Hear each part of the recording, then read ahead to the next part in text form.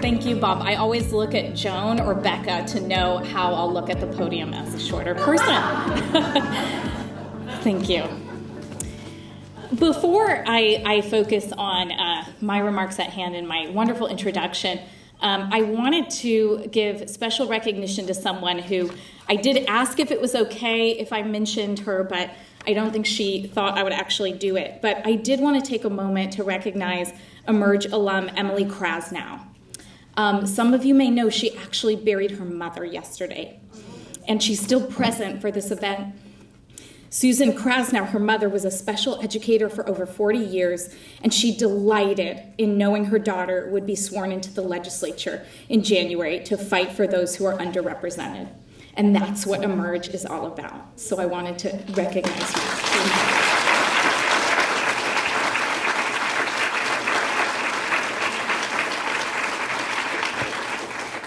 Speaking of those who are underrepresented, I was able to offer remarks at the portrait unveiling of Alexander Twilight in the State House this past spring. That portrait is the first of a person of color to permanently reside in the State House. Of 86 permanent State House portraits, there are 2 of white women and none of women of color. Now, don't get me wrong, for many of us, the portrait of Governor Madeline Kunin is something we look at daily to remind us we belong in the halls of power. I know I certainly do. But when I got to the legislature in 2009 as only the second woman of color in history to serve, I had to dig deep to find any trace or recognition of Luvenia Dorsey Bright, the first Black woman and the first woman of color to serve. I want us to take a moment to let this sink in. Though often noted as white passing, Alexander Twilight was elected in 1836 when the legislature was newly established. Luvenia Bright was elected in 1988, 152 years later. 20 years after that, I would be elected. Then came Kaya Morris and Deanna Gonzalez. Currently, I am the first and only woman of color in the state Senate, and Ray Garofano is the only woman of color in the House, and she's also an alum and here tonight.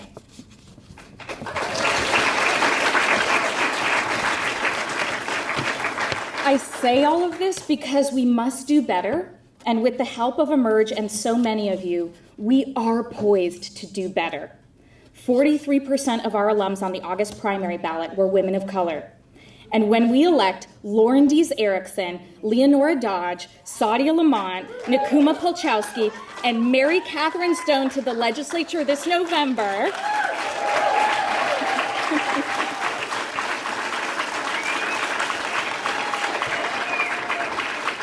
when we elect them, there will be more women of color serving in one session than have served in all of Vermont history.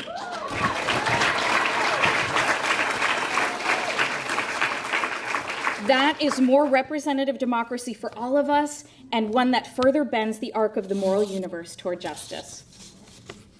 Lauren Dees Erickson is a working mother, and if you want to be humble, just bring your daughter to an event who's sitting there saying, "Mom, don't be nervous," and not even clapping for her when she gets her flowers. Lauren is the vice chair of her planning commission, a Rotary member, a United Way board member, and an international development expert. She is running in St. Albans after years of speaking truth to power. She is unbought, unbossed, and unafraid, and she is on track to make history.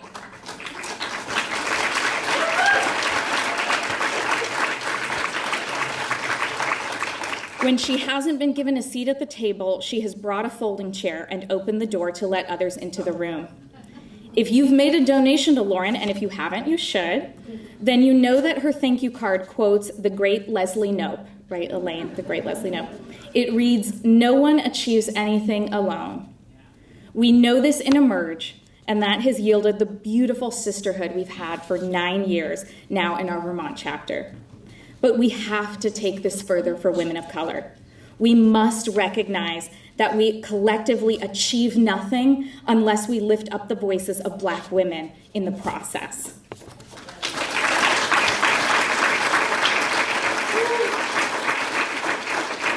That is our work, because it's not enough for Lauren to win. This must be a victory for all of us, and we must support her when she leads with courage and conviction, as she most certainly will in the legislature in January. Esteemed guests, I give you Lauren Dees Erickson, the next state representative from St. Albans and the future of Vermont.